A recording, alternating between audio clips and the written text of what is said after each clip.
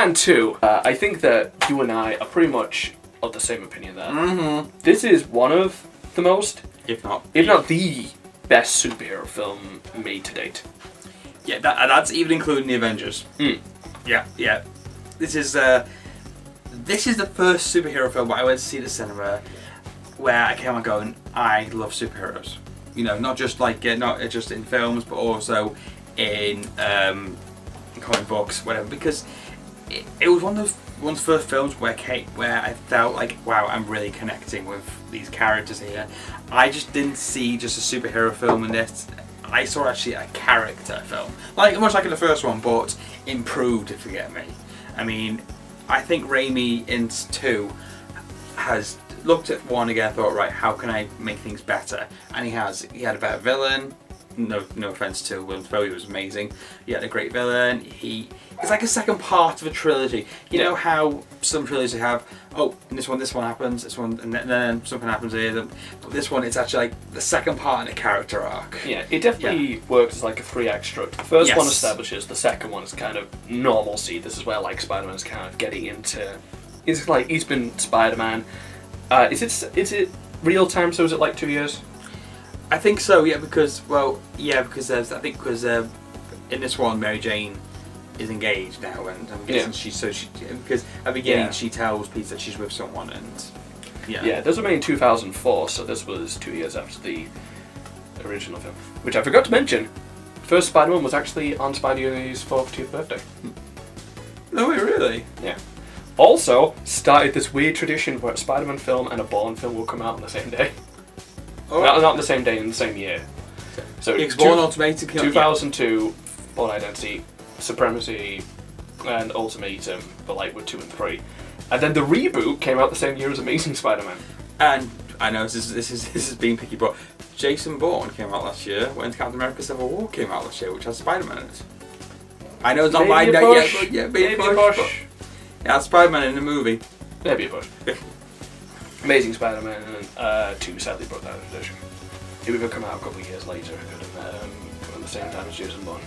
Let's forget about Amazing Spider-Man 2. Anyway. I refuse to forget about that. So Spider-Man has been Spider-Man for a while now, and it's essentially just kind of getting into the flow of like I said in the last video, life hates him.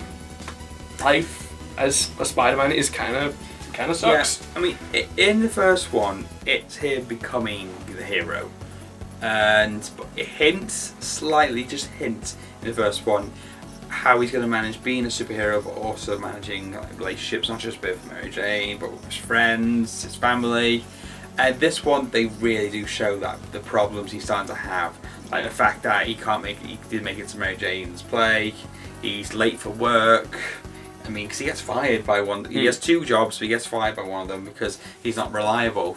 And in this scene, there's a couple of scenes where Peter comes back to his apartment. You can tell he's exhausted, and just you can tell he's exhausted, but also a bit sad because he's like, this is my life now. I guess I go to work, I save the day, and that's he's got nothing else. It really is like the story of someone who's been doing this for a while, and he's like kind of stuck in a rut, and he's like, he can't really seem to catch a break. And then he starts to lose his powers when that decision's made for him, and he stops being Spider-Man for a while, replicating the moment from Spider-Man No More, where it's got like the costume in the bin. Excellent touch. Yeah, it was. That was just perfect. That was that. But yeah, I'm sure Green Lantern. Have you seen Green Lantern yet? Oh yes. It does what Spider-Man 1 and 2 does in the same movie. He becomes a Green Lantern, but then he quits being Green Lantern, then he comes back again. And I'm thinking, this Spider-Man does it perfectly, because in the second, because we've known, in the first one we got to know Spider-Man. First half of it, you think, wow, we're really loving Spider-Man. So when he does quit, it's like a big shock to us all. Yeah. There's like, why is he doing this? And it's like partway through the film as well. Yeah. So you can kind of tell that, like, it's like built up why he quit, like why the stress got to him, and it would get to anybody.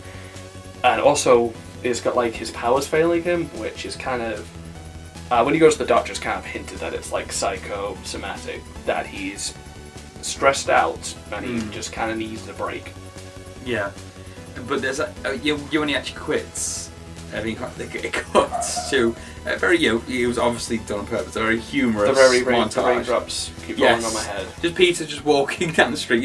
It's because if you look at the cinematography, that tells the change of Peter's mood. Just with not just the music, but the cinematography itself. So you have that really dark scene, where it's a bit gloomy and rain coming down. Then bright colours and that music playing. Peter's walking down the street, being quite jolly. It's done in a humorous way, isn't it? But also you can tell the transition in emotion.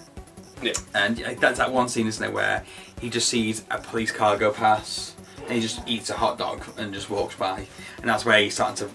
But then you can start to see he's less stressed now because he's accepted the fact that I'm going to be a normal human being now. And then ultimately he still finds it difficult because now he starts to want to be Spider-Man again and want to help people. I think the best part of this film is he doesn't have his powers at this point, and he sees a flame ability. He instinctively tries to pull up his shirt, realizes there's no spiders in there, and he runs in there. Yes. And saves a kid. And that was the best thing because it's showing a superhero being a hero without the powers, which I feel like that's one of the most important things to get right with superheroes, that even without the powers, they're willing to do the right thing. Yes, that's right, yes. Even if it's a great cost themselves. And it's just a perfect moment that kind of encapsulates everything that this film was trying to do with the character. Also, we have a great villain, the best Spider-Man villain, in my opinion, Doc Ock. I agree with this opinion, yes. With this villain, there's no, I want to take over the world, or someone I used to work with, he betrayed me and I want revenge on him now. It's a real personal reason. It's basically Dr. Octavius, a successful scientist, and he's going to do an experiment, isn't he, that people want to watch. But it's him and his wife Rosie that are going to do it. They've worked on this together. But it doesn't go to plan at all. He does he's made a slight error, isn't he? That causes Rosie to die. But he's very, what's the word? He's very emotionally distraught about what's happened, but basically because it's the whole thing about what the robotic arms he has, the fact that because he has a chip on the back, isn't it, that's destroyed, and they start to take over his mind and they start to influence what he does, and he basically wants to redo what he did, because he wants to finish off a Rose, isn't he? But there's a lovely scene, just I'm just thinking of a scene now before I forget it. He calls it the birth of Doc Ock, where he's in surgery and they're performing on him, and then it's four of his arms. He's blindfolded, but four arms start killing those surgeons one by one. It's a big Evil Dead reference. Yeah, you can definitely tell it's made by a director who's known for his horror films. Well, the chainsaw bit on its own. I thought, but yeah, it was Sam Raimi going back to his horror roots. But I mean, thing is though, right? I'm gonna say this is a 12. Yeah, has a little bit of violence, isn't it? A little bit of violence, but nothing too much. I'd say it's more Power Rangers violence, but with a bit of blood in the end. This has a very horrific scene involving blood and robotic arms and Evil Dead. You don't see anybody die, but you don't need to. You kind of get the full impact. But this is a PG. Can you think of any superhero film that's a PG? Give me a minute. Apart from Spider-Man films. Apart from that one. No. They were like 12s. Yeah. Yeah, wow. It didn't feel the need to insert blood. No, Batman and Robin. Didn't need to swear. That doesn't count. I'm talking about post 2000. Post Dark Ages. Yeah, in the kind of the new age of superhero films. Yes. Which we're still thankfully living in. Mm-hmm. We are. We're still living in. Doc Octavius. I kind of I really don't feel like there's anything they could have done to improve this character any more than they did, and they took the character and gave him a very tragic backstory, which was in the comics, but it served to help the character and created something for this film that you were invested in him. No, absolutely. But also, he was invested. He was driven more than it seemed to be more his own ego that pushed him in the original comics. But in this one, he's like kind of driven to like create this device. So he actually has like a goal. It's not like mad scientist, I want to take over the world because Reasons. I have metal arms now. Metal arms, and I was unfortunately named by something that sounds like octopus. Yeah. Also, I love when I found out that Alfred Molina named his arms. Pardon? He gave the arms names. I think they were Larry, Harry, Flo, and Mo. And Flo was the favourite. That's the one that takes off his glasses and the one that talks to him and stuff like that. All right. Oh, yeah, actually, it's say one, isn't it? I gotta say the one that was on like his right shoulder is the one that like does most of the stuff there for him. Oh, okay. So that's why that's the lovely arm. That's why that's one's Flo. Well, okay, there's one bit like a Doctor. Yeah, he's a very serious villain, but there's a little bit of fun side to him fine as well. Yeah, he definitely kind of indulged in kind of like this is a superhero film, so we're gonna have some fun with it. Because like when he drops at me, he's like, fingers. I was thinking about that a bit, but also it's like when Spider-Man says, when he finds out that Doc Ocker's got Mary Jane, he goes, "Where is she?" He goes, "Oh, she'll be just fine. Let's talk." But it's like he enjoys being bad, and I like that about him. Like that's what I like about. That's why I think that's why I like Loki. He has a sense. He enjoys just being evil. J. Jonah Jameson is back. Yes, he is. Yeah, he for me, along with what's his name, Alfred Molina. That's Alfred Molina. Sorry, I'm always forget his surname. Those two are the stars of the film for me. In this one, I think because they realised how popular it was in the first one, they've given him more screen time, and he has better lines. Yeah, he definitely has like a lot more to work with this time, and he even has like a character moment at the end when like he's like lamenting the fact that Spider-Man quit and he feels partially responsible for it. Yeah, there's a lovely scene where he does feel, like you said, he feels guilty that the fact that Spider-Man's gone, and he feels like he's partly to blame for that. And he goes, "Yes, Spider-Man was," and he goes, "What he was a hero, he was a." But then, and then knows that the suit got stolen. He's like right back, it's like he's a criminal. Yeah. He stole my suit. But there's that's one thing I always find funny is where it's after Dr. Octopus escapes from hospital, and like J. Jonah Jameson goes, "What about a guy? He's going on about he's saying how drastic this is. Then he thinks, right, so what are we gonna call this guy?" He's like he just moves from something bad's happened. So it's like now he's gone back into let's sell some newspapers. How are we gonna do this? But then he comes to my favourite bit of that. What am I gonna call this guy? Dr. Octopus? Nah, that's crap. Doctor Strange? That's good. Let's take a second. I got it, Dr. Octopus. I love it. Genius. Went for it, right? Let's get out of here. It's back to that, quick talking and but he was great in it. Like he's given actual character moments, but at the same time, they don't like lose sight of the fact that he works best as a comedic foil to the rest of the film. Well, there's I just remember this one scene out where he's they also, even though like he's shown the first one how he's got a sensitive side, but he's also got a bit of like a selfish and very money hungry side to him as well. Like his son gets married in this one, and there's that moment where Mary Jane's walked down the aisle and he's poking his head. Then he realises she's not coming, and he says, he's like telling us, "Don't call us something. We can't cancel it, right?" Like he's thinking, "I don't know what money's been wasted." I feel like I can't really think of like that many side characters who really stood out in this. Kirk Connors has like a brief cameo. Yes, he does. Yeah, he does fine with what he does. He has like a larger role in 3. Yeah, for this one, he was based there to tell the audience that Peter is skipping his classes and and also it sets up a relationship because there was the potential that they could have had the Lizard in future films because that's what Kirk Connors is. He's a scientist who is friends with Peter Parker, well, he became friends later on in the comics, but who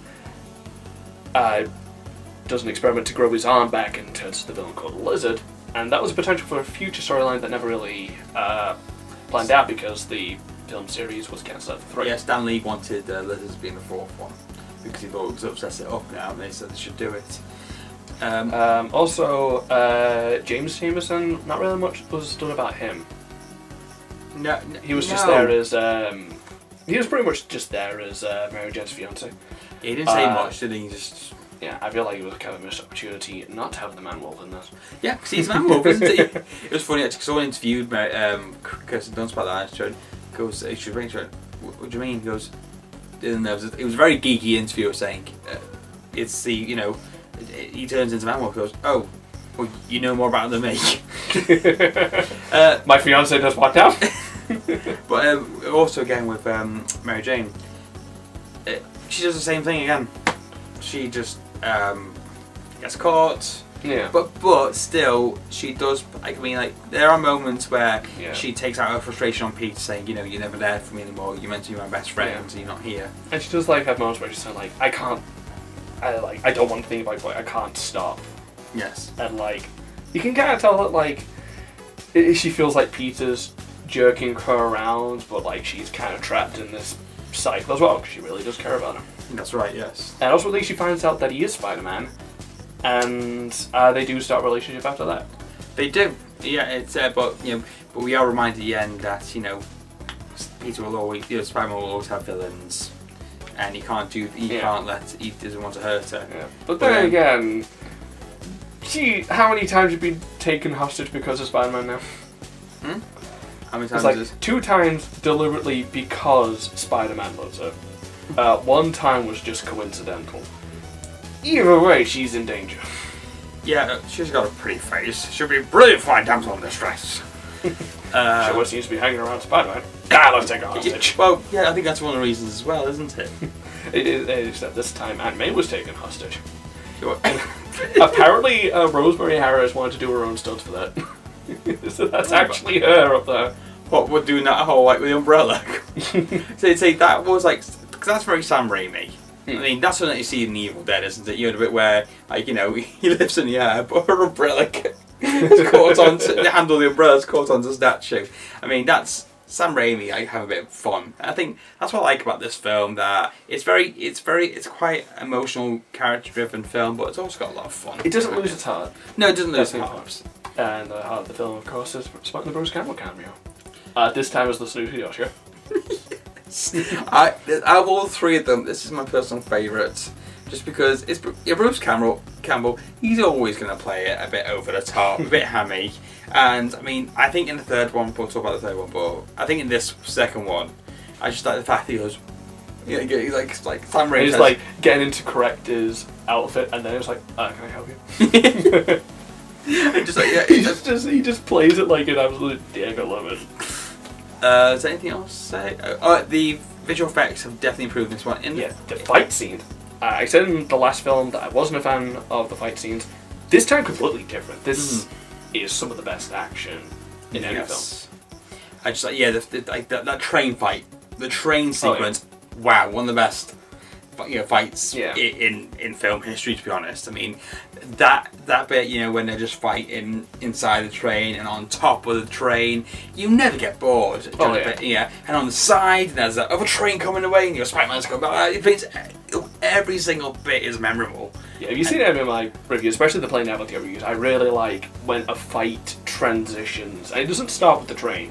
It actually starts on a clock tower, yes, and then it builds up to the train. And then they're like doing all stuff like they're fighting on top of the train, they're fighting on the side of the train, they're fighting inside the train, he's catching up to the train while he's throwing civilians at him. It's just such a well-made scene. Yeah, a lot of energy as well. But also the camera work on that in that whole sequence, because I hate action sequences today with a lot of quick editing and shaky cam. No, not a problem at all. This movie, these fight scene, you can see clearly. There's not a 1 second shot. It's like a few seconds and then goes to the next shot. Yeah, I feel like this was before Hollywood's stash of tripods were apparently stolen. And also the end, the sequence where where he's trying to stop the train. It's just kind of like what I said in the first one. It was like just the sheer force of will to Spider-Man. It was when he was like stopping the train. He's like figuring out different ways of doing it as well. It kind of feels like reminiscent of a moment which has never been shown on film yet, despite the fact we've had like 5 Spider-Man films, is that thing where he's got the water coming in around, he's got the rubble on top of him, and it's like, think about all the people he has to lose and forcing it off. That's one of the most iconic Spider-Man moments, but that's never been recreated, but you can kind of see shades of that with the train. Yeah, absolutely, I agree with that one. It's just great action. Oh, and a great story as well. Yeah, it's a really good story. It's very character driven. Harry Osborn. I love the ending for Harry Osborn in this. He finally finds out his father's passed, and I just love that bit at the end. You know, when he breaks a glass, and then he sees a glider, and you know, like, oh, you know what's going next. Yeah, but then you see him standing there, and you're like going, I remember that bit.